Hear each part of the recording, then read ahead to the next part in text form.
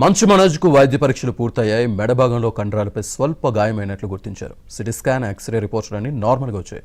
దీంతో కొద్దిసేపటి క్రితమే ఆసుపత్రి నుంచి డిశ్చార్జ్ అయ్యారు మంచు మనోజ్.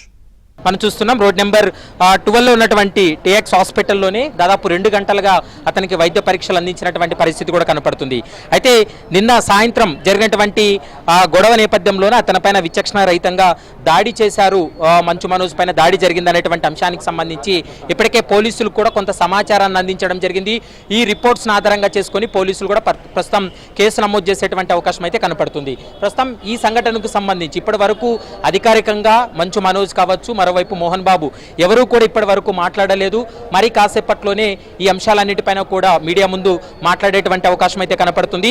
కుడి కాలు కండరం నొప్పితోటి హాస్పిటల్కి వచ్చినటువంటి మంచు మనోజ్కు వైద్య పరీక్షలు కూడా పూర్తి చేయడం జరిగింది.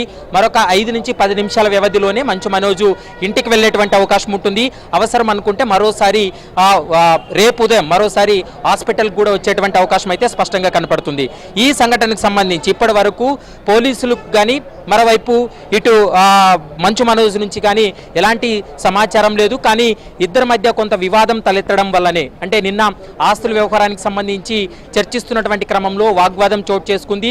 దీంతో అక్కడ మోహన్ బాబుకు సంబంధించినటువంటి అనుచరులు వినయ్ అనేటువంటి వ్యక్తితో పాటు మరికొంతమంది మనోజ్ పైన విచక్షణారహితంగా దాడి చేశారనేటువంటి వార్త ఇప్పుడు సంచలనం రేకెత్తిస్తుంది. మరికొద్దిసేపట్లోనే మంచు మనోజ్ కానీ లేకుంటే ఆయన భార్య భూమా మౌనికారెడ్డి కానీ ఎవరో ఒకరు మీడియాతో మాట్లాడేటువంటి అవకాశాలే కనపడుతున్నాయి. మరోవైపు ఈ రోజు అడ్మిట్ అవ్వడానికి కూడా, ఎందుకంటే వాళ్ళు దాడి చేయడం వల్లనే ఈ కొంత తన అస్వస్థకు గురి కావడం, నీరసంగా ఉండడం వల్లనే హాస్పిటల్కి వచ్చినట్లు కూడా సమాచారం అందుతుంది. కాబట్టి మరి కాసేపట్లో మంచు మనోజ్ మీడియాతో మాట్లాడేటువంటి అవకాశం అయితే కనపడుతుంది. శ్రీనివాస్. రైట్ ప్రవీణ్.